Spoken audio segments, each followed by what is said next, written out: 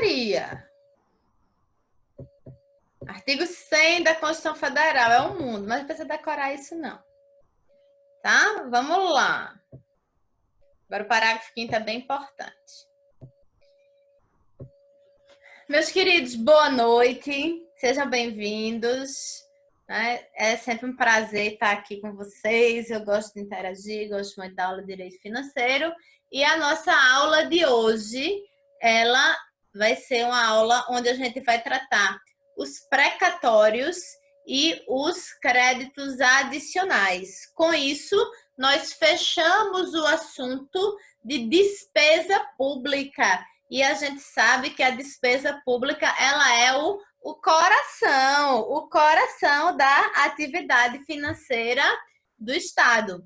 Então, hoje a gente encerra o assunto de despesa pública. Vamos lá conversar um pouquinho sobre precatório? Bem,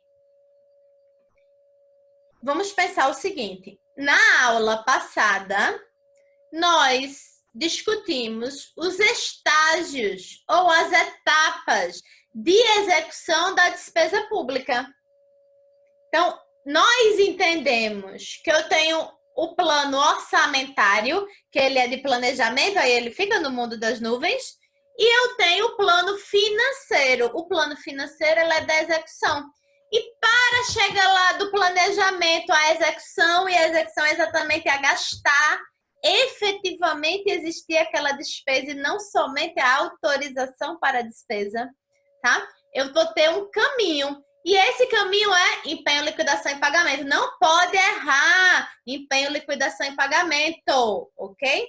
Então, esse caminho, vamos pensar, ele não vai ser aplicado para as despesas judiciais. Como assim, professora? Então, toda despesa tem prévio empenho. Mas se for uma despesa judicial, não vai ter? Como é que é isso? Tá entendendo? Esse roteiro empenho, liquidação e pagamento, ele é um roteiro insuficiente. Então, as despesas judiciais, ela tem um outro roteiro definido pela Constituição. Que roteiros são esses? São os chamados precatórios. Muitos de vocês já ouviram falar em precatórios. O que seria um precatório? Né? Então, veja, o precatório é um crédito que alguém tem para com o Estado. Então, quem deve? O Estado. Mas esse crédito ele é de origem judicial. Houve uma sentença transitada em julgado que disse o seguinte, olha, o Estado deve uma indenização à ANE no valor de R$100.000. Que beleza, que beleza. Fico feliz que o Estado me deva, né, uma indenização no valor de R$100.000, tá? Então, se o Estado me deve com uma sentença transitada em julgado, eu vou para uma fila, a fila dos precatórios, ok? Então, eu vou pedir aqui para alguém ler, porque para não ficar monótono, para alguém ler, tá? Para alguém ler o artigo 100 da Constituição Federal. Tem uma mosca aqui.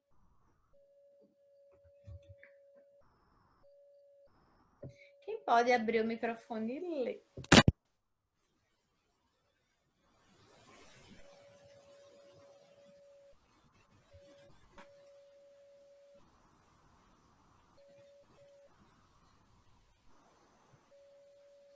Gente, se vocês não se habilitarem, eu vou escolher, viu?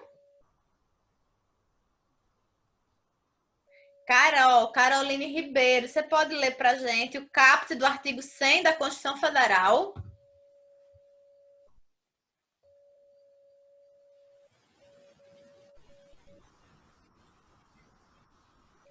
Minha gente, não me deixem sem moral, falem comigo.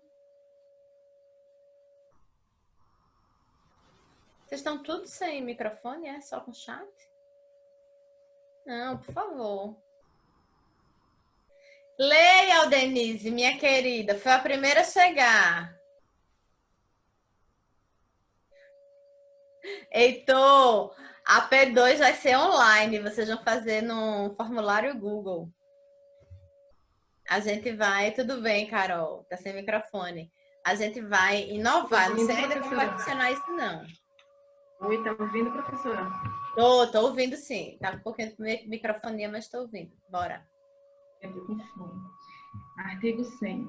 Os pagamentos devidos pelas fazendas públicas federal, estaduais, distrital e municipais, em virtude de sentença judiciária, far-se-ão exclusivamente na ordem cronológica de apresentação dos precatórios e a conta dos créditos respectivos, proibida a designação de casos ou de pessoas nas dotações orçamentárias e dos créditos adicionais abertos para este fim. Então, vejam só. O que é um precatório? É um pagamento devido pela fazenda pública, ou seja, o Estado deve, em virtude de sentença judicial, transitada em julgado, tá? E eles vão observar a ordem cronológica. Teve muito escândalo de furo de ordem cronológica de precatório, mas é de um passado muito distante que vocês não lembram. Então, o precatório, né? Nós vamos para uma fila, ok?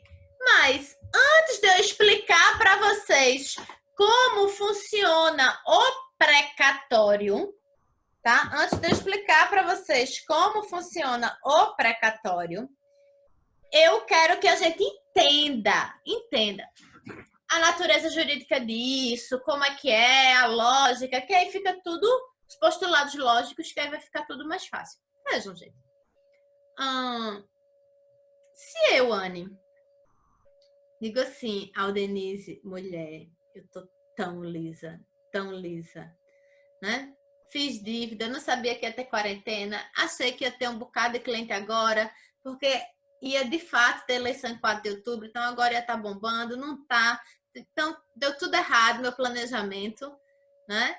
Só para comprovar, né, que a gente precisa colocar margem de erro nos planejamentos e eu estou precisando de dinheiro emprestado. A Denise me empresta 100 mil reais para eu ficar até o fim do ano, tá? A Denise, muito rica, não sei o que, parará, me emprestou 100 mil reais. Tá bom, professora, eu lhe empresto 100 mil reais, você me paga 120, ok? Ok. Fiz um empréstimo com a Denise. Por algum acaso, eu não paguei a Denise. Não paguei a Denise. A Denise pode me processar. Imagine que eu tenha assinado, eu fiz o empréstimo e assinei uma nota promissória com ela, assinei um outro título de crédito, ou mesmo que seja um cheque. Que ela não ia fazer um empréstimo de 100 mil reais de boca, né? Ela não é minha mãe. Então, a Denise poderia me executar, não é? Como título executivo extrajudicial. Porque eu não paguei a Denise, né? E se a Denise me executar, porque eu estou falando aqui numa dívida civil, correto? Se a Denise me executar, os meus bens, os meus patrimônios, eles estariam expostos à penhora. Correto, gente? Isso é lógico. Então, eu, por exemplo, devo 100 mil reais ao Denise, não tenho 100 mil reais, mas poderia ter uma penhora online na minha conta, poderia ter uma penhora do meu carro, né? Poderia, tá? Ok. Mas veja, se essa relação não fosse entre Anne e Aldenise, dois particulares que figuram no mesmo patamar. Nenhum de nós aqui representamos o poder do império. Nenhum de nós aqui representamos o interesse coletivo, o interesse público. Até aqui, ó, eu e a Denise, a gente é de igual para igual. Então, imagine que a Denise, na verdade, transacionou com o Estado. E a Denise ajuiza contra o Estado, por qualquer motivo que seja. E o juiz entende que a Denise tem razão e a União não.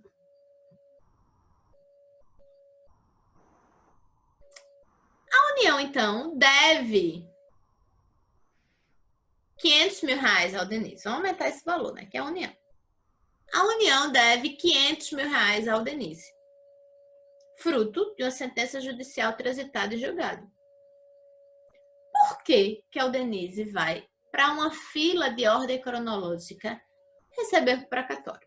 Aí eu vou trabalhar com vocês duas argumentações, dois motivos.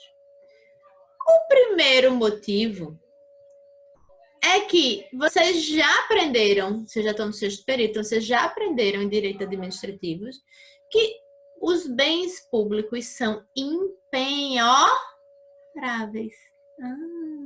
É mesmo, né, professora? É. Então, veja, a Denise, para satisfazer o crédito dela de R$ 500.000, não poderia executar o Estado e pedir a penhora dos bens.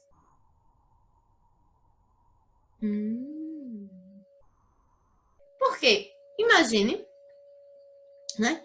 Se os bens públicos fossem penhoráveis, e eu sempre gosto de falar assim para vocês, gente, o Estado é um polvo, aquele molusco, cheio de tentáculos,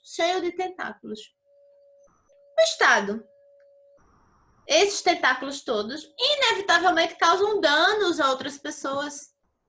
Estou falando de danos materiais, danos morais, só para a gente trabalhar só uma sorte, né? De motivação de causas judiciais. Se a Denise ajuizasse uma ação de responsabilidade civil contra o Estado e os bens do Estado fossem penhoráveis, e na situação de Aldenise tivesse mais umas 5.000 pessoas, 10.000 pessoas, 15.000 pessoas, veja, não ia ter bem público para o Estado. Eles iriam estar todos penhorados, quando a gente pensa no tempo histórico. Então, como os bens públicos são impenhoráveis, não é possível que a Aldenise satisfaça o crédito dela de ordem judicial, o crédito dela oriundo de uma sentença judicial transitada em julgado, a partir de uma penhora. Então, o Estado vai ter que arranjar um outro jeito. Aí o Estado arranjou um jeito chamado precatório. Ele vai reservar o valor que ele vai dever ao Denise, que ele vai pagar ano que vem, e a todos que devem, aquele órgão vai reservar, ele vai reservar um valor para precatório. E a gente tem que ficar na fila, esperando. Já foi pior.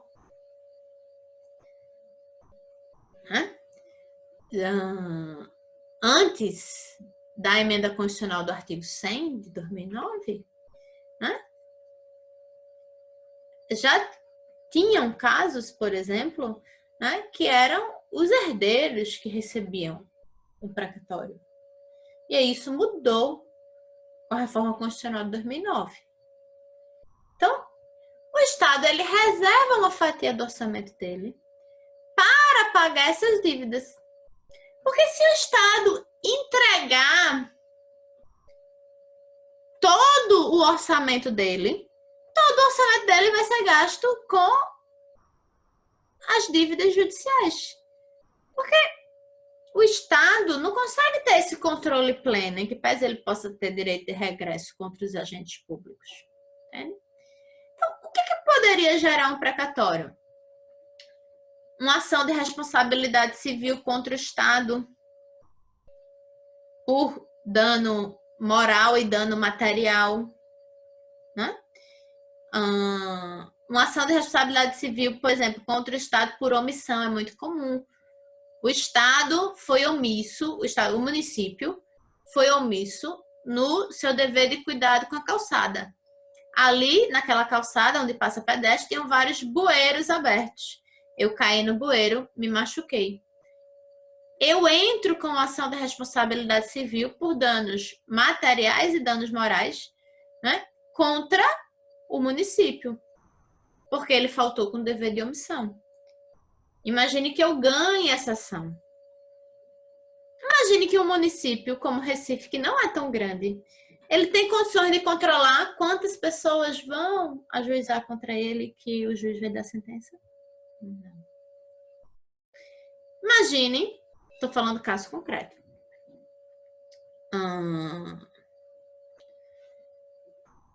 Fulano, Kelly, servidora municipal, tá? Servidora municipal. Tinha uma lei dizendo que, enquanto ela estivesse licenciada para fazer um doutorado que dura 4 anos, e ela está licenciada, não haveria desconto pelo plano de saúde. Só um caso concreto, viu? De um município. Por um acaso, o RH de uma autarquia desse município não sabia disso. E Kelly, licenciada, continuou tendo o desconto do plano de saúde no contra-cheque dela. Isso acontece, gente, todo dia, inúmeras vezes. O Estado pode ser o Leviatã, pode ser o povo. Então, o Estado, Kelly, ajuiza, então, lá na frente, uma ação contra o Estado que vai pedir o ressarcimento desses valores que foram indevidamente retidos no contra-cheque dela. Essa é uma outra motivação que acontece inúmeras vezes. Deus o livre, Deus o livre. Caroline Ribeiro, né? É casada com um policial militar. O policial militar morre em serviço. A justiça determina uma indenização para Carol, mais pensão. Isso acontece. Isso acontece. Entende? Então, Eduardo Raione, Deus o livre, policial militar, sofre um acidente de trabalho. Ele vai ajuizar contra quem? Contra o Estado. Contra o Estado. Outro dia, uma cliente que foi constrangida pela polícia no estádio de futebol, não conseguia identificar quem era o policial, fez o requerimento, né? A denúncia na corregedoria, mas não conseguiu identificar qual foi o policial que a constrangeu. E ela ajuizou contra quem? Contra o Estado. O Estado tem direito de regresso contra o policial. Mas ela ajuizou uma ação de responsabilidade civil contra quem? Contra o Estado. Entendem? Então, tudo isso aí, se o Estado tivesse todos os bens postos, porque eles fossem penhoráveis, o Estado não teria bem para satisfazer todos esses créditos. Porque a gente vive numa sociedade hipercomplexa. Se o Estado expusesse todo o orçamento dele, todo, 100% do orçamento dele, para pagar isso, ainda não resolveria a questão das despesas judiciais. Então, as despesas judiciais, elas vão sofrer um planejamento, como as outras despesas têm. Tem que planejar esse ano para pagar no outro. E isso é muito melhor do que como era antigamente. Então, eu tenho o que a gente chama de precatório requisitório. Tá? Precatório requisitório.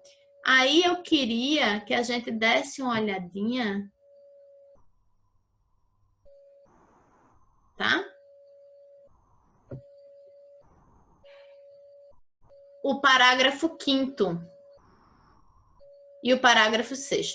Por favor, 5º e o 6º.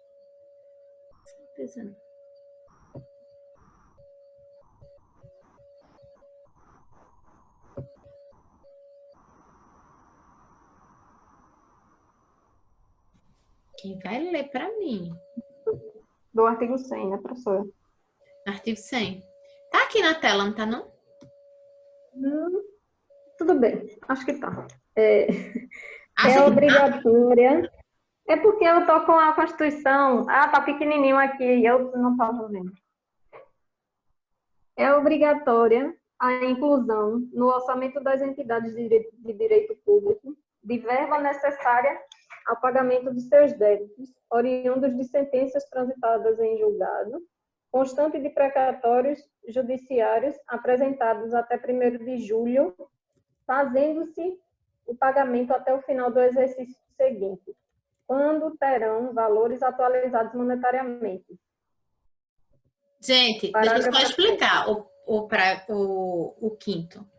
Precatório requisitório, tá? É assim. Veja, você tem a sentença judicial. Você tem a sentença judicial em seu favor. Você vai requerer a quem? A sentença condenou a União. Você vai requerer ao presidente da República? Não. Você vai requerer ao presidente do tribunal. Você não, né? Você vai requerer ao juiz, o juízo vai requerer ao presidente do tribunal. Tá? O presidente do tribunal vai juntar todas aquelas... Imagine que o tribunal que eu esteja falando seja o TRF, da 5ª Região. Ele vai juntar todas aquelas sentenças transitadas em julgado que condenaram a União, aí vai dividir as autarquias, etc., administração direta e indireta, vai juntar aquilo e ele vai requerer ao Ministério de Planejamento e Orçamento, tá? Que aqueles precatórios, eles entrem no PELOA, que é o Projeto de Lei Orçamentária Anual. Por isso que a gente trabalha com essa data de 1º de julho. Ele junta tudo que chegou até 1º de julho, não necessariamente junta, mas ele faz um fluxo, e ele remete para que o Ministério de Planejamento, Orçamento e Gestão, MPOG, acho que agora nesse governo mudou, eu ainda não decorei o nome, que o Ministério de Planejamento, ele faça a inclusão da previsão orçamentária, da autorização da despesa de precatório no projeto de lei orçamentária. Aí, veja, enviei 1º de julho de 2020. Isso vai para o projeto de lei orçamentária, vai tramitar no Congresso Nacional no 2º semestre de 2020. Foi aprovado 22 de dezembro de 2020 o projeto de lei orçamentária. Quando é que aquilo pode começar a ser pago? No ano que vem. Por isso que a Constituição dá esse prazo, fazendo-se o pagamento até o final do exercício seguinte. Tá? Isso é o que a gente chama de precatório requisitório, tá? Lê o parágrafo 6, por favor. Quem estava lendo era a Denise? Não, é Elis, professora. Parágrafo 6º. As dotações orçamentárias e os créditos abertos serão consignados diretamente ao Poder Judiciário, cabendo ao presidente do tribunal que proferir a decisão exequenda, determinar o pagamento integral e autorizar a requerimento do credor e exclusivamente para os casos de preterimento de seu direito de precedência ou de não alocação orçamentária do valor necessário à satisfação do seu débito, o sequestro da quantia respectiva. Gente, então, vamos lá. A minha regra é o precatório requisitório. Aí vamos voltar lá para cima, porque o CAPT, ele vai trazer outra regra. Como é que eu vou pagar a ordem cronológica? Que a ordem cronológica eu faço uma fila. Eu pago primeiro a sentença mais antiga, para depois eu pagar a sentença de ontem. E eu vou, na verdade, trabalhá-la em blocos, né? Porque é que são os blocos que vão ser inclusos na lei orçamentária. Beleza, beleza. Tá? Sim, só lembrando que se meu precatório não entrou até 1º de julho, então minha sentença ela foi em setembro, ela vai entrar no projeto de lei orçamentária de 2021, para começar, para poder ser executado em 2022, tá? Só para a gente ficar claro. Então, que nem sempre é exatamente 1 ano e meio. Mas, artigo 100 aqui. Ó, o artigo 100, tá? Vai dizer que ele vai fazer exclusivamente na ordem cronológica. Então, a sentença mais antiga vai ser paga antes da sentença mais recente. Uma sentença de janeiro vai ser paga antes do que uma sentença de abril. Lindo, professora! Ó, uma maravilha! Mas tudo na vida tem exceção. E aqui não é exatamente uma exceção. É um privilégio. Eu digo assim, ó, o que é um privilégio? O privilégio é um direito de furar fila. O privilégio é um direito de furar fila. Tá, gente? Nada mais, nada menos que isso. Certo? Então, somente um direito de furar fila. O privilégio, então, ele vai ser dado para os débitos de natureza alimentícia. Isso é muito importante. Elisto, pode ler para mim de novo, por favor? Aí agora você vai ler o parágrafo 2º do artigo 100. Eu tô aqui, ó, deixando ele mais azulzinho pra gente. Parágrafo 2º. Os débitos de natureza alimentícia, cujos titulares, originários ou por sucessão hereditária, tenham 60 anos de idade, é isso mesmo, ou sejam portadores de doença grave, as pessoas com deficiências, assim definidos na forma da lei, serão pagos com preferência sobre todos os demais débitos, até o valor equivalente ao triplo fixado em lei para os fins do parágrafo 3º deste artigo, admitido o fracionamento para essa finalidade, sendo que o restante será pago na ordem cronológica de apresentação do precatório. Tá, então veja, isso aqui é um privilégio, tá? Eu vou ver se eu consigo fazer aqui, senão eu faço no quadro, um desenho aqui. Lê logo o parágrafo 3º que eu vou tirar dessa tela para a gente poder explicar melhor. O disposto no caput deste artigo relativamente à expedição de precatórios não se aplica aos pagamentos de obrigações definidas em lei, como de pequeno valor, que as fazendas referidas devam fazer em virtude de sentença judicial transitada em julgado. A gente tem que combinar o parágrafo 2º com o parágrafo 3º. Deixa eu dar um stop share. Eu leio de novo? Não, eu vou ver se eu consigo usar isso aqui. Eu acho que eu consigo, tá? Se eu conseguir usar essa tela aqui. Vocês estão vendo uma tela branca? Sim. Ai, que ótimo. Tava doida para testar isso. Deixa eu ver se vai dar certo, tá? Vejam, a minha ordem... Deixa eu botar um desenho aqui. Para eu desenhar no computador é meio difícil, certo? Tá mais troncha que a minha vida, certo?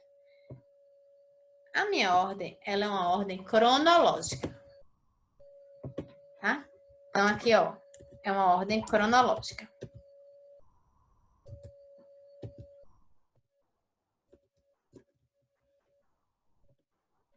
Minha ordem é uma ordem cronológica, tá? Que vai ter os precatórios. Mas eu vou ter aqueles precatórios que vão preferir os demais. Então, eu vou dividir os precatórios aqui, ó, que estão aqui na ordem cronológica. Eu vou dividir eles em 2 blocos. Eu tenho formato aqui? Tenho. Então, eu vou dividi-los em 2 blocos.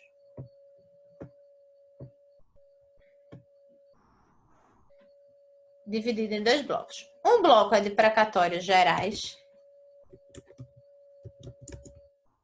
E o outro bloco é de precatórios alimentares. Vejam. O precatório geral é aquele precatório, por exemplo, da indenização. Vocês já estudaram em direito do trabalho verba de natureza alimentar e verba de natureza indenizatória? Não pagamos trabalho ainda, professora. Tá. Mas aí eu vou dar uma noção a vocês. Os precatórios gerais, por exemplo, indenização. Indenização entraria nos gerais, certo? Enquanto que honorários advocatícios entraria nos alimentares, correto? Eu dependo dos honorários para me alimentar. A retificação no contra-cheque. Eu já não lembro quem foi que eu dei o exemplo. Acho que foi Carol, que estava de licença para fazer mestrado, doutorado. E essa retificação no contra-cheque. Contra-cheque não é equivalente a salário, é vencimento, né? Porque ela é servidora pública. Mas não é equivalente a salário. Então, vai ser verba alimentar. Eu vou dividir os precatórios em gerais e alimentares. Tá? Isso dentro da ordem cronológica. Os alimentares, eu botei aqui honorários, mas vou colocar aqui vencimentos, aposentadorias, tá? Isso tudo aqui. Vou botar outra coisinha para os alimentares para gente. Né? Ai, só vai se for tudo, é? Uó.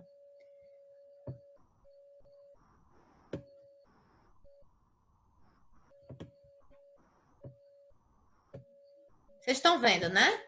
Então, esses aqui, eles vão, né? Os alimentares, esse aqui, ó, honorários, vencimentos, aposentadorias, eles vão formar um grupo. Que, se por acaso eu tiver a pessoa beneficiária, veja, eu tenho 2 sentenças emitidas hoje contra a Fazenda Pública da União. Uma sentença, o beneficiário, o credor, quem vai receber o precatório, é uma revisão de aposentadoria. Quem vai receber o precatório é um senhor de 90 anos.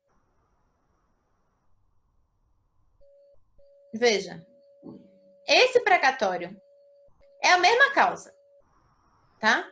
Ele vai passar na frente de um outro precatório, inclusive alimentar, que é o de Anne, que são meus honorários. Que é o parágrafo 2º, ele fala que os débitos alimentares, tá? Aí aqui, ó, o parágrafo 2º, eu não consigo fechar aqui. O parágrafo 2º, vamos voltar para ele agora. Os débitos de natureza alimentícia, cujos titulares tenham 60 anos de idade, ou mais, né? Pode não ser esse para passar na frente, certo? Então, é o direito de furar a fila. Passar na frente. Pode não ser alimentar para um senhor de 90 anos, mas pode ser um alimentar para um servidor público, um médico que teve mal de Parkinson aos 40 anos. Fato concreto. Fato concreto. Tá? Então, tem a sentença transitada em julgado e o INSS deve um dinheiro a esse médico. Por sentença transitada em julgado. O médico vai para o precatório. Ele vai passar na frente e vai, mas ele não tem 60 anos ou mais, mas ele tem uma doença grave ou uma deficiência, sendo todos eles daquelas definidas na lei. A lei do Fundo de Garantia por Tempo de Serviço, por exemplo, ela traz o rol de doenças, né? Então, aqui a gente fala câncer, AIDS, mas a gente sabe que eles têm outros nomes, né? Então, eu dei um exemplo como foi o mal de Parkinson, que também é um caso concreto, tá? Então, nesses casos, esses precatórios alimentares, eles vão preferir os demais, inclusive os alimentares. Eu tenho um alimentar de honorários e existe um alimentar de revisão de aposentadoria de o senhor de 92 anos. Tem os dois no mesmo dia. Quem é que vai receber primeiro? O senhor de 92 anos. Eu vou montando como se fosse uma fila de hierarquia, tá? Em relação a isso. Mas você pode dizer assim, mas professora, veja, essa revisão de aposentadoria desse senhor de 92 anos, tá entendendo? de tantos anos, tem uma correção monetária, né? É um volume de dinheiro tão grande, que ele vai receber 5 milhões, hipoteticamente falando. Aí ele vai levar o caixa do precatório todinho. Vai passar na frente com 5 milhões. E 5 milhões não é alimentar para ninguém. É exatamente isso que o artigo 3º vai dizer. O artigo 3º não, o final, né? Aí é onde eu vou entrar no artigo 3º. O final aqui vai dizer o seguinte, ó, essa preferência, se o crédito for de 5 milhões, tá? E contra a União, só vai passar na frente 3 vezes 60 salários mínimos. E 3 vezes 60 são 180, então são 180 salários mínimos. Botando salário mínimo na casa de R$1.000, vai passar na frente quanto? 180 mil reais. Porque a Constituição diz que é o triplo fixado da RPV. E eu tô dizendo a vocês que a RPV para a União são 60 salários mínimos. A professora, pelo amor de Deus, o que é RPV? Aí é onde eu quero chegar. Olhe, uma coisa é você ter que receber do Estado, quando eu falo Estado lá do centro da Fazenda Pública, por sentença transitada de julgado, milhões ou milhares. E aí você tem que receber muito dinheiro, né? Você vai para o precatório. Mas se a sua sentença foi uma condenação pequenininha, a Constituição colocou ali, ó, um outro jeito de pagar. É chamada requisição de pequeno valor. O que seria a requisição de pequeno valor? É a famosa RPV. A RPV para a União, ela é no valor de 60 salários mínimos. Então, até 60 salários mínimos, se eu tenho uma sentença que condena a Fazenda a pagar até 60 salários mínimos, essa sentença, isso aqui não vai para o precatório. Isso aqui é pago mediante RPV, requisição de pequeno valor. Em até 60 dias você recebe aquilo lá no tribunal. Olha que beleza. Mas é só para requisição de pequeno valor. Então, contra a União é 60 salários mínimos. Contra o Estado, 40 salários mínimos. Contra o município, 30 salários mínimos. Ok, gente? A RPV, ela também está regulada na Constituição, no artigo 87 do Ato das Disposições Constitucionais Transitórias. Eu vou botar lá só para a gente ler, por desencargo de consciência. É lá no fim, porque é no ato, nas ADCTs, no ato das disposições constitucionais transitórias. No 87, salvo engano. Deixa eu achar aqui.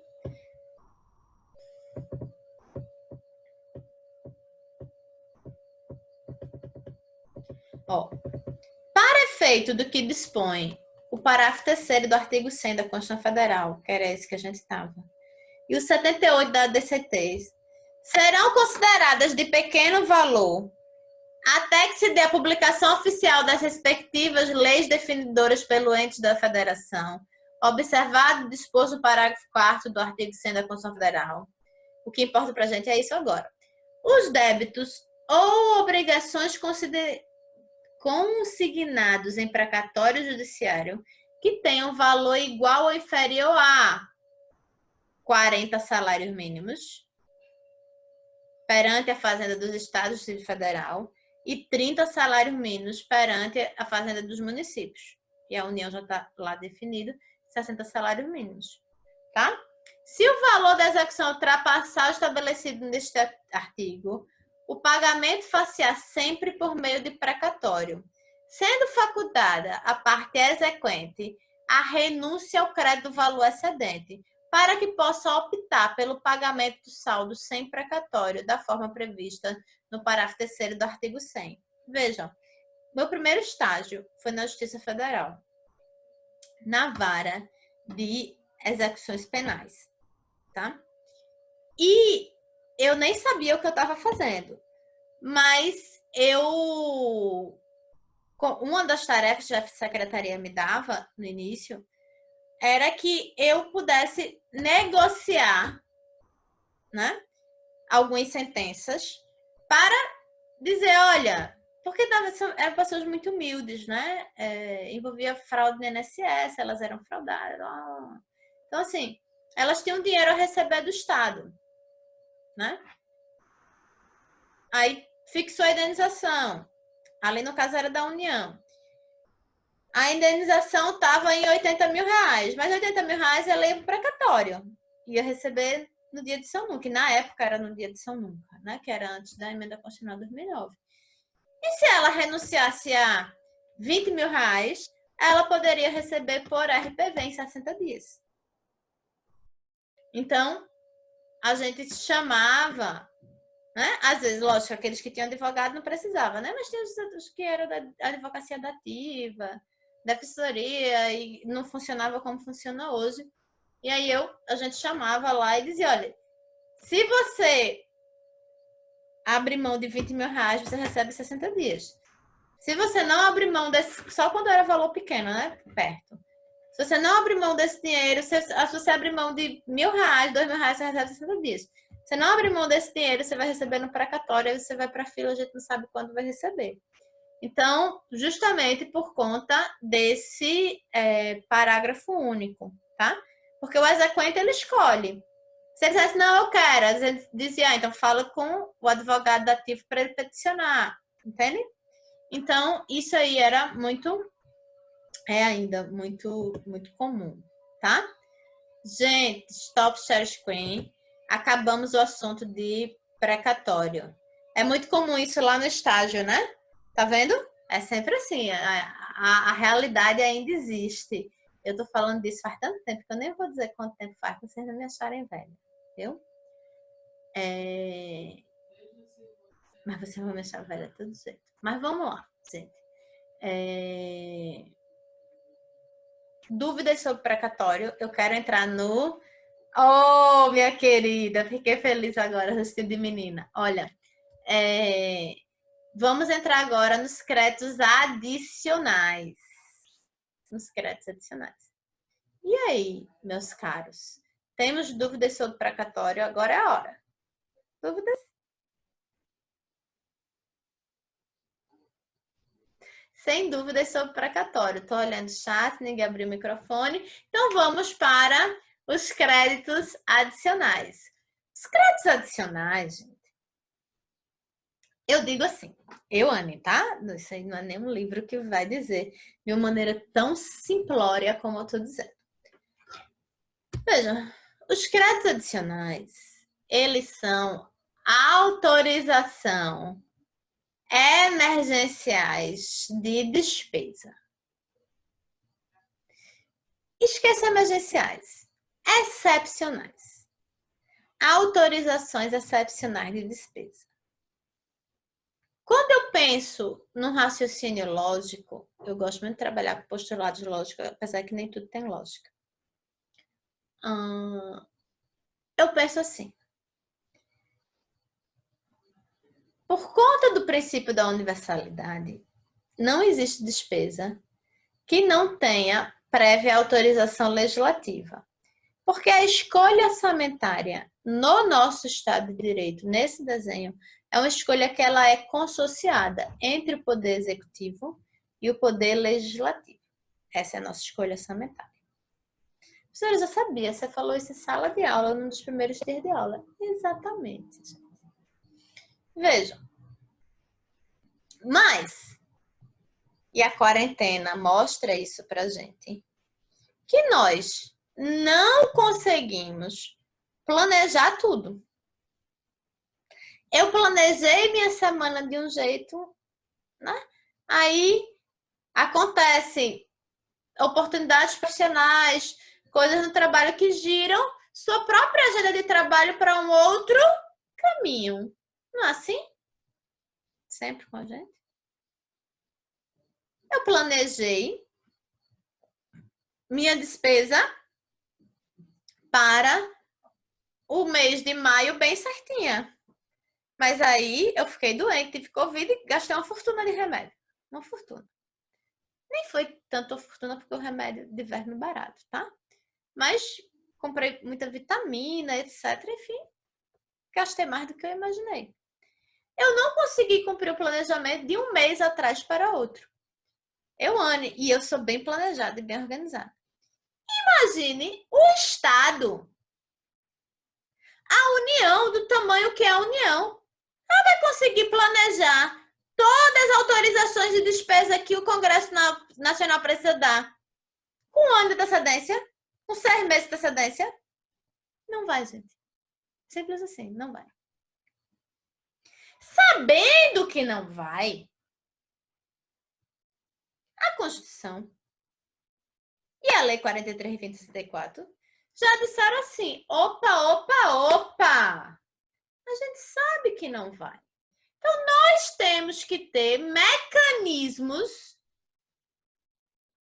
que possam fazer com que, no curso do ano, se for necessário novas autorizações legislativas, que sejam feitas.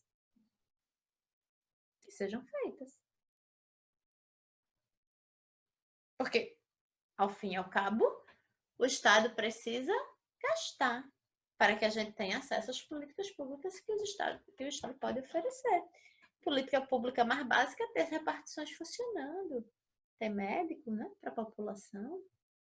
Ter professor nas escolas. Essas são as políticas públicas mais básicas. Né? Vejam, gente, meus amados. Essas autorizações excepcionais de despesa, a gente deu um nomezinho. A doutrina deu um nomezinho. Chamado de créditos adicionais. Então, veja, os créditos adicionais, eu chamo assim, são leis específicas, excepcionais para autorizarem despesas. O ato que abre ela é o decreto. Quem vai abrir sempre o crédito adicional vai ser um decreto. Sempre não, porque pode ser uma medida provisória. Eu vou explicar. Mas, em regra, vai ser um decreto, ou seja, vai ser um ato privativo do chefe do Poder Executivo que vai abrir. Mas antes precisa ter uma autorização. Essa autorização a gente vai chamar de crédito adicional. E aí ela vai ter esse rebatimento legal e esse rebatimento no ato do chefe do Poder Executivo. Vejam, meus amados. Esses créditos adicionais, eles têm 3 tipos. 1, 2, 3. Os créditos suplementares, os créditos especiais e os créditos extraordinários. O que são créditos suplementares? Créditos suplementares são aqueles que visam reforçar a dotação orçamentária já existente na LOA. Vejam, a própria Constituição autoriza, quando ela trata sobre o princípio da exclusividade, que a autorização para abertura de créditos suplementares pode vir na própria LOA. Então, a LOA, o que é que faz? A LOA é uma lei que ela tem receita, despesa, receita, despesa, receita, despesa, receita, despesa. Essa é a LOA. Não tem nada diferente disso. Quase nada. A LOA, ela tem uma autorização. Ela diz assim, olha, é possível a abertura de créditos suplementares até o valor de R$1 milhão. Então, até o valor de R$1 milhão, o chefe do Poder Executivo está autorizado pela lei, pela escolha orçamentária, a abrir créditos suplementares, via decreto. Isso sempre vai ser no mesmo exercício financeiro. Então, veja, nós estamos aqui em maio. A União precisou abrir créditos suplementares para reforçar o orçamento dos bombeiros. governo do Estado, o orçamento do Ministério da Saúde. Tá? A União foi lá e abriu para reforçar o orçamento do Ministério da Saúde na despesa X, aquisição de respirador. Veja, já existia a despesa, a aquisição de equipamento na modalidade respirador para o Ministério da Saúde. Mas ela era uma despesa que ia custar 1 milhão ao Ministério da Saúde o ano todo.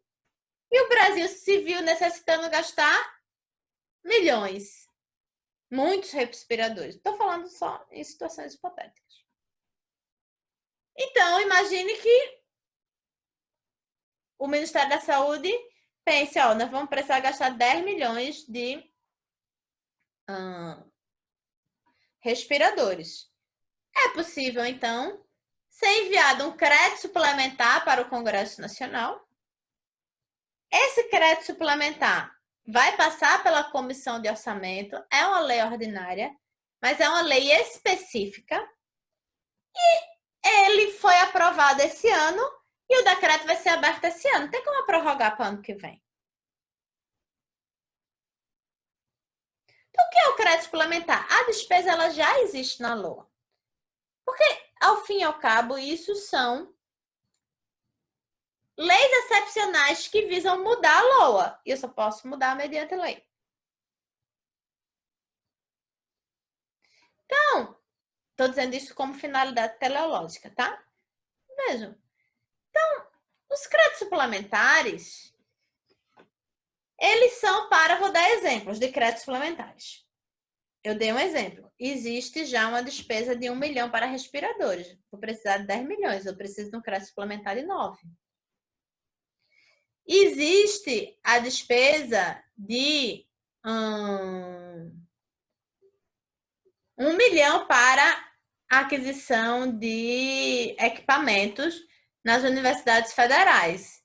E vai ser necessário 5 milhões. Então, é preciso um crédito suplementar de mais 4. São despesas que já existem. Já existem. Aí você vai lá e faz o crédito suplementar para reforçar uma despesa que já existe. Ela vai ser aberta por decreto. Aquele decreto deu 31 de dezembro. Perdeu a validade. E eu tenho uma autorização legislativa que, tipo, aprovada em maio, que vai autorizar a abertura desse decreto. A professora Elis, né, que gosta de perguntar, ela poderia dizer assim: professora, veja, você disse que a lei orçamentária pode trazer uma autorização genérica para a abertura de créditos suplementares. Então, o Poder Executivo está autorizado a abrir créditos suplementares até o valor de 100 mil reais, 100 milhões, 10 milhões. Ok, até o valor de 10 milhões, que é o valor estabelecido na LOA, o Poder Executivo vai lá e emite decreto. Mas, salvo engano, se eu não tiver muito ruim da memória, a presidente Dilma, um dos motivos do impeachment dela foi que ela abriu créditos suplementares sem autorização legislativa. Como é que pode isso? Se você está me dizendo que todo ano na lei orçamentária tem autorização para abertura de créditos suplementares. Até o limite X. E aí, gente? Abre o microfone e falem comigo. O que é que vocês acham?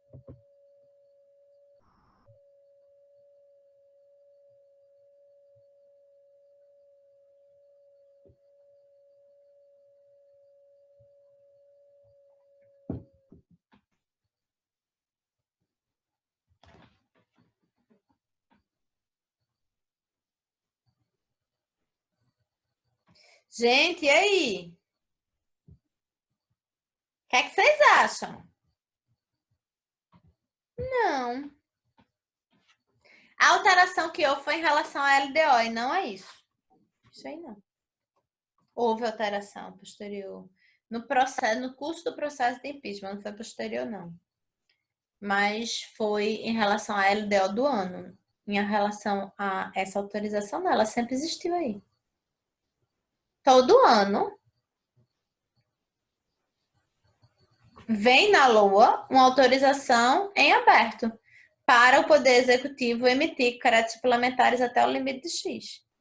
Se vem, como foi que a presidente Dilma simplesmente ela viu o limite de 100 milhões e emitiu 110 milhões? O que é que vocês acham? Pitaquem, vocês estão aqui para pitacar também. A gente tá com tempo hoje, já tá suave na área.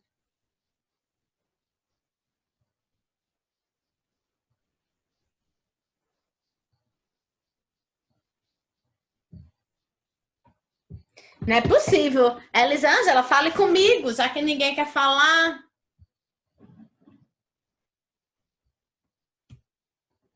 Quem foi minha aluna, Leandro? Que pergunta é essa? Olha, são vocês. Não, vou deixar para os demais se pronunciarem, professora. Já falei demais. Não, minha gente, a gente está explorando, veja, aqui não tem nenhum tipo de conotação política, a gente está explorando o caso concreto, para a gente poder trabalhar como funciona. Veja. Ela pediu acima do valor, foi isso? Foi. Foi, né? Foi. Foi exatamente esse o motivo. Não tinha autorização legislativa. A questão que pega aí gente, é o seguinte. O valor não é um valor exato. Caberia ou não o impeachment? Sim. Não, isso aí é outro debate. Isso aí é outro debate, porque aí entra muito na política, tá? Não, por conta desse valor, professora. Se ela ou qualquer um pedisse um valor a mais, ai, veja, caberia alguma punição? Ou não, certo, Gabi? Eu vou falar de novo. Veja. Se caberia o impeachment ou não, é um debate que ele passa por direito constitucional, por direito penal, porque passa em crime de responsabilidade, mas principalmente de natureza política, né? Por isso que é constitucional. Então, assim, aí eu prefiro, né, me desviar desse debate aqui com vocês. Mas qual seria a sanção, professora, para esse tipo de atitude? Veja, a tese que se defendeu na época é que ali era tipo uma ilicitude, mas não chegava a ser um crime, entendeu? Porque o que passou foi muito pouco. Mas, assim, acho que auditaram, né, a perícia do Senado, salvo engano, porque faz tempo que eu não olho esse processo, mas na época eu dei algumas entrevistas, etc. Então, assim, a perícia do Senado e a denúncia inicial, né, o pedido de impeachment falava em 9 créditos suplementares que estariam ultrapassando o limite. E a perícia só identificou 6, né, créditos suplementares que ultrapassou o limite. Mas essa aqui não é a questão. A questão é o seguinte, que a Constituição diz que pode vir uma autorização genérica até um limite. Esse limite, ele não é um limite objetivo, porque todo mundo sabe quanto é 100 reais, ou quanto é 1.000 reais, ou quanto é 1 milhão. Então, se der 1 milhão e 001, já é mais do que 1 milhão.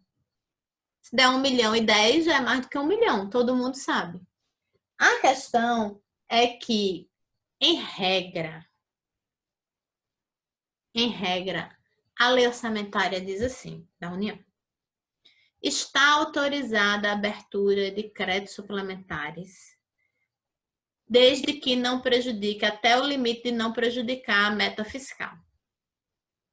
A gente já está entrando no assunto da próxima aula. Como assim, professora? Então, veja, existe uma meta fiscal, que é uma meta de poupança de orçamento público, que ela é indexada ao valor do PIB total. E que ela vai fazer a gente ter caixa para cuidar da rolagem dos juros da dívida pública. Tá? Isso aqui a gente chama de meta fiscal. E a meta fiscal é imexível, porque a Constituição assim determinou e a Lei de Responsabilidade Fiscal também. Sendo que a meta fiscal é um percentual em relação ao orçamento. Não é um valor preciso. Não é preciso, é impreciso. É impreciso, tá? A meta fiscal.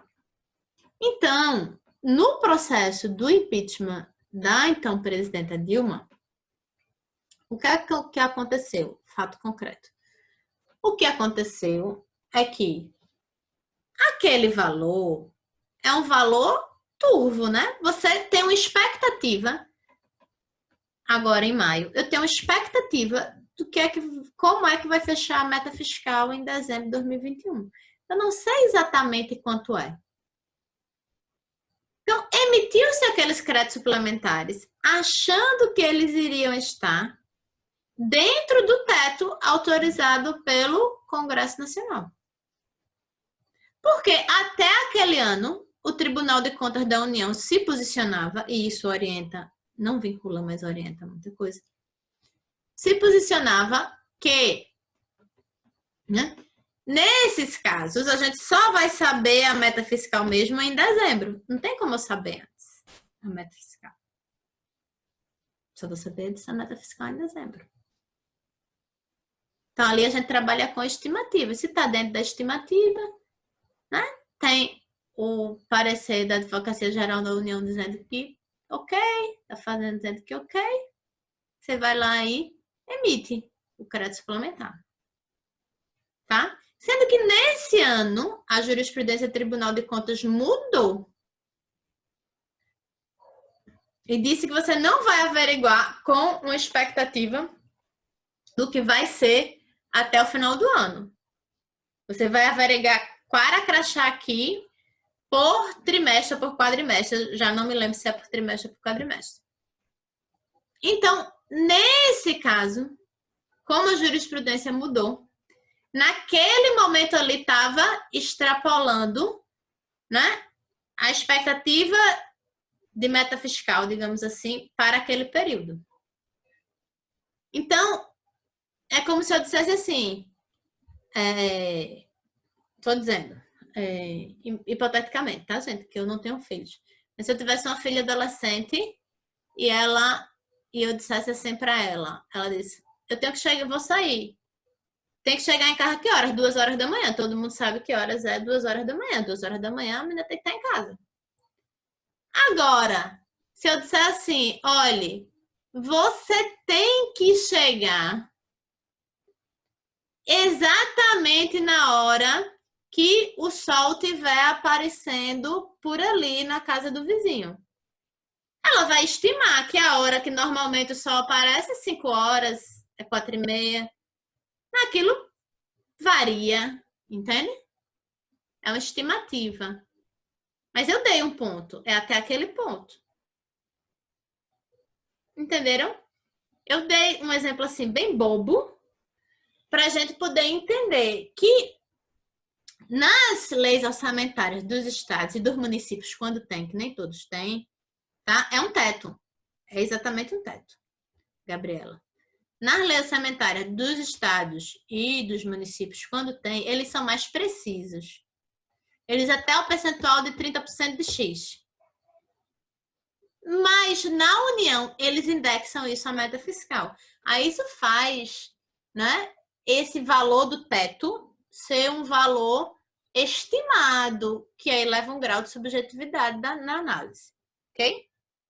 Superado o crédito suplementar. Falei demais de crédito suplementar. A gente tava com tempo e eu fui aqui, ó, desembuchando. Vamos lá. Créditos especiais. Os créditos especiais. Vamos pensar igualmente aos créditos suplementares, sendo que eles não são, presta atenção, eles não são para reforçar uma despesa que já existe. Eu tenho uma despesa com aquisição de equipamentos e eu preciso botar mais dinheiro nessa despesa de aquisição de equipamentos. Ok. Isso é crédito suplementar. O crédito especial é para despesa nova. A lei orçamentária não previu despesa com pesquisa científica. E a gente agora precisa gastar com vacina. Faz o quê? Crédito especial, que é para despesa nova. Crédito especial. para despesa nova. A lei orçamentária do Estado de Pernambuco não previu despesa de custeio com aluguel de helicóptero para sobrevoo. E, de repente, o Estado precisou contratar helicóptero para sobrevoo. Tem aquela despesa? Não. Tem genérico? Não. Tem que fazer o quê? Um crédito especial. Então, tem que ter uma lei. Essa lei é específica, ou seja, ela só trata daquilo. E, por decreto, vai se abrir o crédito especial. Tá? Sendo que, gente, os créditos especiais, eles começam no mesmo exercício financeiro. Mas é possível haver prorrogação. Se esse crédito especial foi autorizado, imagina no exemplo do Estado de Pernambuco, foi autorizado pela Alep nos últimos 4 meses de exercício financeiro. Quais são os últimos 4 meses? Setembro, outubro, novembro, dezembro. Ele foi autorizado em setembro, foi autorizado em outubro. É possível que seja prorrogado para o exercício seguinte. Então, ele foi autorizado agora e vai ser aberto um decreto, que aquele decreto não vai perder a vigência 31 de dezembro. Ele pode ser prorrogado para o ano que vem, 2021. Ok? Então, veja, o crédito suplementar para reforçar uma despesa que já existe. Mais dinheiro na aquisição de equipamento. O crédito especial para incluir uma despesa nova. Uma despesa que não estava prevista na LOA. Muito simples. O crédito suplementar, ele não pode ser prorrogado. Não faz sentido eu prorrogar um crédito suplementar. É melhor eu incluir na LOA do ano que vem, né? Hello! O crédito especial, se ele for autorizado nos últimos 4 meses, ele pode ser prorrogado para o ano que vem. O crédito extraordinário. O crédito extraordinário, gente, é o que vem na cabeça da gente quando a gente pensa assim, em leis excepcionais para autorizar despesas no curso do exercício financeiro. São créditos extraordinários. Os créditos extraordinários, meus amados, eles são destinados a despesas urgentes e imprevisíveis. Como em caso de guerra, comoção interna ou calamidade pública. Vejam, o crédito extraordinário, ele pode ter a natureza jurídica de crédito suplementar ou de crédito especial. Qual é a natureza jurídica de crédito suplementar? Botar mais dinheiro, reforçar a dotação de uma despesa que já existe. Qual a natureza jurídica de crédito especial? Criar uma despesa nova. Então, o crédito extraordinário, ele pode, tá? Ter uma natureza de criar uma despesa nova ou ter uma natureza de botar mais dinheiro na despesa que já existe. Isso é indiferente. Porque o elemento central do crédito extraordinário é que ele é destinado a despesas urgentes e imprevisíveis. A questão é a urgência. Aconteceu uma situação de calamidade pública, um desastre ambiental. Caiu uma barreira, está matando gente. Não existe a despesa para aluguel de helicópteros para sobrevoo. Mas é preciso alugar helicópteros para sobrevoo. Essa natureza é a natureza de crédito especial. Mas ele vai ser extraordinário por conta da questão da calamidade pública. Quando eu tenho calamidade pública, é bom sempre registrar que antes é preciso do decreto, né? Que decrete o estado de calamidade, né? Então, por exemplo, hoje a gente está vivendo o estado de calamidade pública no estado de Pernambuco. Então, Eu tenho um decreto e eu tenho a resolução da LEP que aprova o decreto, tá? A gente tem o estado de calamidade pública. No estado de calamidade pública, por que se aprova o estado de calamidade pública? Por conta da lei de responsabilidade fiscal. Por conta também do crédito extraordinário. No estado de calamidade pública, é possível abrir crédito extraordinário. E vejam, a receita que fica reservada para o crédito suplementar, para o crédito especial, é a receita da reserva de contingência e a receita que eventualmente estava destinada para uma despesa que não foi gasta. Mas o crédito extraordinário, ele pode anular qualquer despesa. Mas, menina, qualquer despesa. O crédito extraordinário, quando eu estou falando da União, porque aí, se for para estados, eu dependo das constituições estaduais, mas o crédito extraordinário, ele pode ser iniciado por medida provisória. Eu não preciso... Por que por medida provisória? Porque a medida provisória, ela tem força de lei, está valendo agora já. Então, no crédito extraordinário, eu não preciso da autorização legislativa prévia. Veja, no crédito suplementar, no crédito especial, eu tenho autorização legislativa. Depois que eu tiver autorização da legislativa, o presidente pode abrir o decreto. No crédito extraordinário, é assim? Não, o presidente já pode abrir uma medida provisória na hora. E aquilo ali tem força de lei.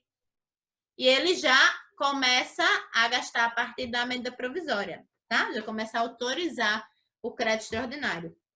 Ele começa sempre no mesmo exercício financeiro, mas ele pode ser prorrogado quando for autorizado nos últimos 4 meses do exercício financeiro, assim como o crédito especial, tá?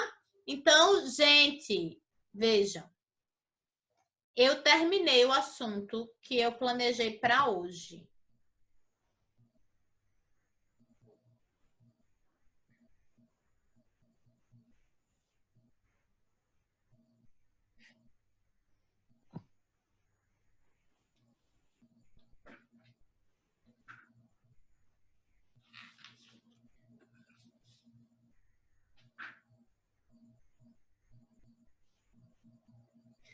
Amadinhos, boa noite. Obrigada pela compreensão com a troca de horário hoje.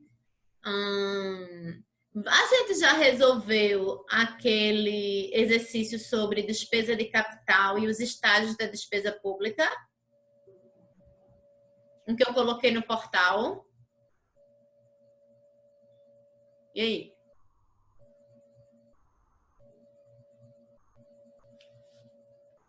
Vocês sabem qual é o exercício de fixação? Ah, sim, tá no chat. Eu que sou outra.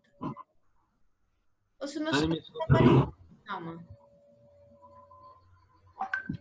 Vai ser despesa pública, crédito público e pagamento. Me escuta, Zani? Oi, tô escutando, Leandro, pode falar. Não, a gente não resolveu esse exercício ainda, não. Então, vamos resolver agora, porque a gente fecha a despesa e aí a gente vai para crédito público, tá? Aí eu vou tentar, se a tecnologia deixar, eu vou passar uns pedacinhos do filme aqui pra gente, ok? Eu sugeri ele na última aula, só que meu chat, eu tava enviando uma mensagem e ele não tava chegando aí. Oxi. Pô, eu tinha até sugerido, aí eu disse, meu Deus, ela me ignorou, que absurdo. Eu não vi. Aí depois o pessoal falou que de fato não tava chegando. Oh. Mas a gente não resolveu ainda não. Não, vamos agora resolver. Share screen.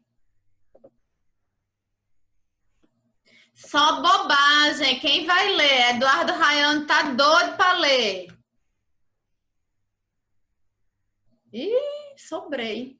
Quem vai ler a primeira questão, gente? O empenho é legalmente definido como ato emanado de autoridade competente que cria para o Estado obrigação de pagamento pendente ou não de implemento de condição, sendo que há modalidades diferentes de empenho. Quando é sabido o valor exato da despesa, mas o pagamento será parcelado à medida que o serviço é prestado, a modalidade que se representa essa situação é a denominada empenho Pelo amor de Deus, pelo amor de Deus. Não, gente, muito fácil. Puxa a memória. Pode chutar, que é hora de chutar agora, não é na prova.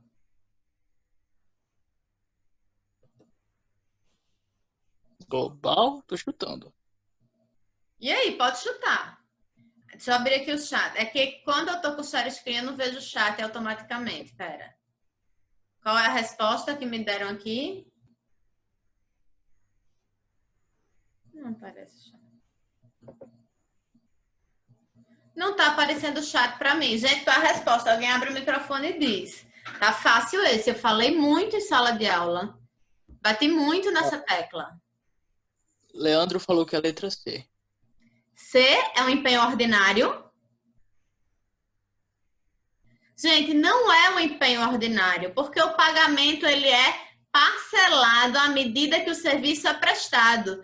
Então, esse empenho ele é global. Eu dei 2 exemplos na aula passada de um escritório de contabilidade que entregava os balancetes ao município todo mês, e aí todo mês recebia, mas o empenho, veja, ele vai no valor do ano e todo mês ele recebe, já está lá dizendo que são 12 parcelas. Então, esse empenho ele é global.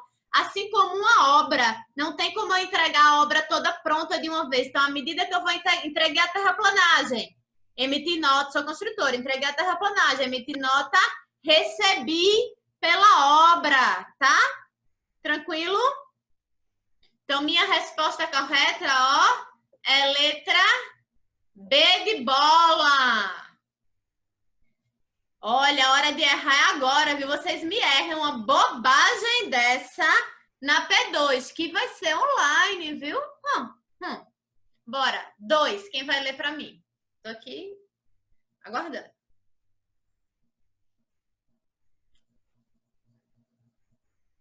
A etapa de planejamento abrange, de modo geral, toda a análise para a formulação do plano e ações governamentais que servirão de base para a fixação da despesa orçamentária, a descentralização, movimentação de créditos, a programação orçamentária e financeira e o processo de licitação e contratação. Pode A ler as execução das perguntas. tá. A execução da despesa orçamentária se dá em 3 estágios na forma prevista na Lei número 4.320 de 64. Esses 3 estágios são: A. Liquidação, lançamento e pagamento. B. Pagamento, recolhimento e lançamento. C. Empenho, pagamento. D. Empenho, recebimento e pagamento. E E. Empenho, desempenho e pagamento. Qual é a minha resposta? Gente. Letra C. D de dado. C. B de bola.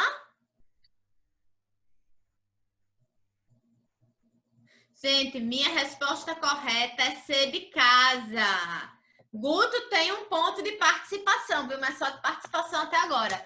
Gente, veja como é a forma, as etapas de execução da despesa pública, o roteiro clássico, empenho, liquidação e pagamento. Se não for assim, vai ser via precatório. Só tem isso. Empenho, liquidação e pagamento. A despesa pertence ao ano que ela é empenhada. Regime de competência, pelo amor de Deus, não pode esquecer um negócio desse. Bora. Terceira questão. Guto já está aí pronto para ler. Considerando os conceitos básicos orçamentários, a verificação da origem do objeto do que se deve pagar, da importância exata a se pagar e da identificação de quem se deve pagar a importância para extinguir a obrigação denomina-se A. Empenho, B. Liquidação, C. Orçamento e D. Planejamento. Pelo amor de Deus, o quê?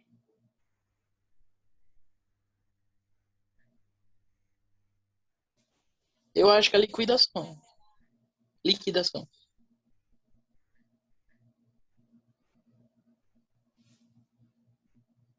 Liquidação, tá corretíssimo. Agora, ó. Gente, vamos lá. Quarta questão.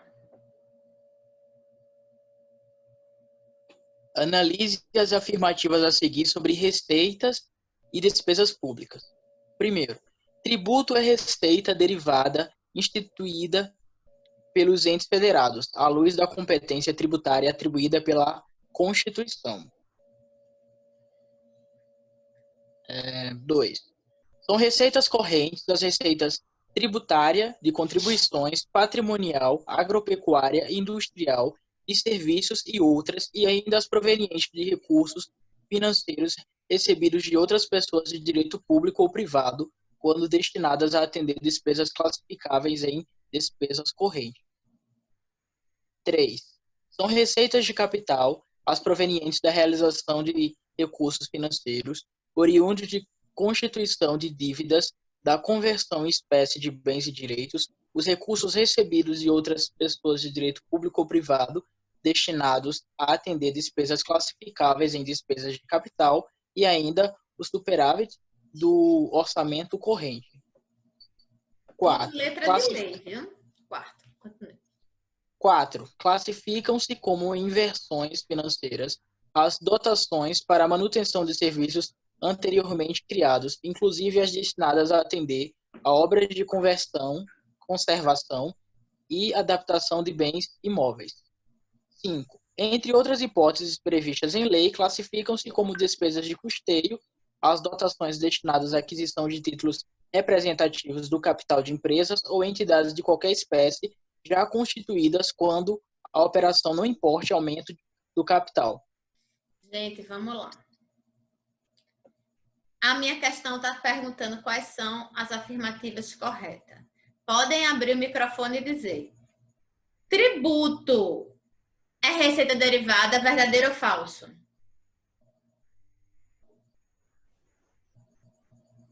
Essa pergunta é tão fácil que jamais cairia na minha prova. Verdadeiro. Verdadeiro. Tudo bem. 2. São receitas correntes, receitas tributárias, de contribuições, patrimonial, agropecuária, industrial, de serviços e outras, e ainda provenientes de recursos financeiros recebidos de outras pessoas de direito público ou privado, quando destinadas a atender despesas classificáveis e despesas correntes.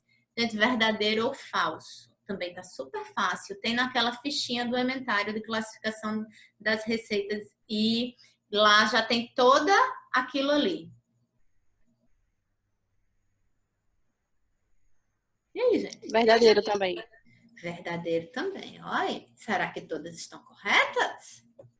São receitas de capital, as provenientes da realização de recursos financeiros oriundos da constituição de dívidas, da conversão em espécie de bens e direitos, os recursos recebidos de outras pessoas de direito público ou privado, destinados a atender despesas classificáveis em despesas de capital, é ainda o superávit do orçamento corrente. Verdadeiro ou falso?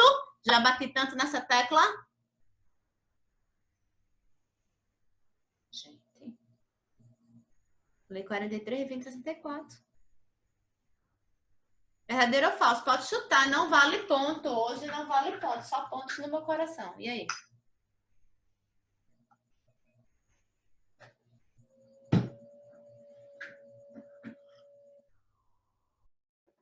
E aí, gente? Ninguém está verdadeiríssimo, né? A coisa que poderia lhe induzir ao erro aí é o superávit do orçamento corrente. Mas a gente já conversou que se eu tiver mais receita do que eu tenho de despesa corrente, esse saldo, esse restante de receita corrente, pode ser gasto com a despesa de capital. A isso a gente dá o nome de superávit do orçamento corrente. Então, 1, 2 e 3 estão corretas. Vamos para a quarta assertiva. Classificam-se como inversões financeiras as dotações para manutenção de serviços anteriormente criados, inclusive as destinadas a atender obras de conservação e adaptação de bens imóveis. Verdadeiro ou falso? Não, chutem aí. Pode chutar. Gente, pode chutar.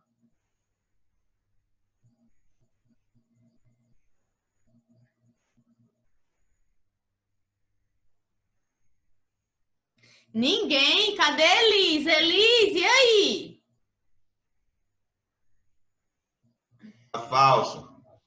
Falso. Muito bem. O que está descrito aí é custeio e não inversão financeira. Quinto.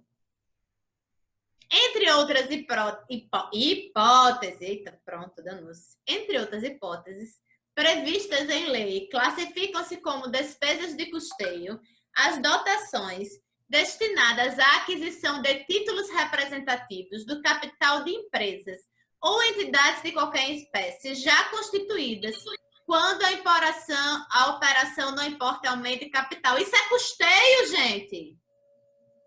Sim ou não? Não, gente. Não. Aqui eu estou falando de inversão financeira, não importa aumento de capital, ok? Então, minha assertiva é 1, 2 e 3. Minha resposta é letra A de Anne. Ok, meus amados? Posso botar essa questão na prova? Posso, não é só letra de lei? Fácil, fácil. Empenho é o ato pelo qual se reserva na globalidade do orçamento importância necessária ao pagamento da determinada despesa, sendo vedada a realização de despesas sem o respectivo empenho. Para toda despesa a ser realizada, é obrigatória a expedição de uma nota de empenho, verdadeiro ou falso? Verdadeiro. Falso. Veja, se a questão terminasse aqui, tá vendo o meu cursor? Empenho é o ato pelo qual se reserva na globalidade do orçamento importância necessária ao pagamento de determinada despesa, sendo vedada a realização de despesa respectiva e empenho. Até aqui tá verdadeiro. Aí, quando vai para toda despesa ser realizada, é obrigatória a expedição de uma nota de empenho? Não. Eu vou ter algumas despesas que, por lei, podem ser dispensar nota de empenho. E, na prática, em regra, essas despesas são aquelas que são administração versus administração. Então, quando se empenha a folha de pagamento dos servidores do Estado de Pernambuco, o servidor, o magistrado, ou o policial militar, ou o médico, ele não recebe uma nota de empenho. Ele é dispensado a nota de empenho, não significa que não teve o empenho. Eu até dei o exemplo com a maquininha de cartão de débito, ok? Você não pegar o papelzinho impresso não significa que não teve a operação. Então, minha resposta está errada. Olha, iam pegar vocês na casca de banana, hein? Quem lê a sexta questão pra gente?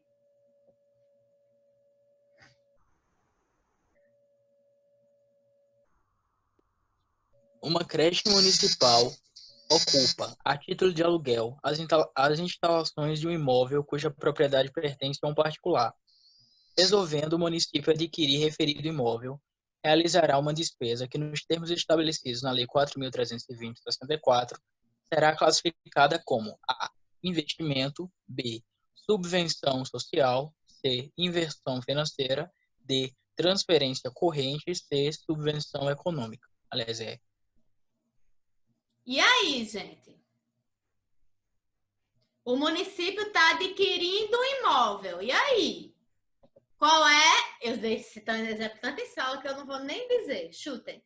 Muito bem! Adorei. Quem pode escrever na minha tela? Adoro, viu?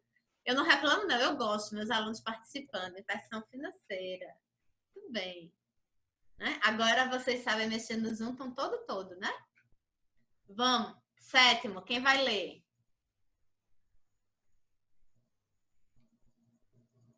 Sétimo.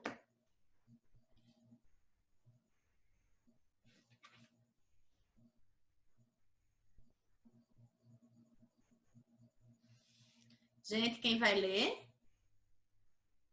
Tá, vou ler de novo. Órgão responsável. Prêmio participação.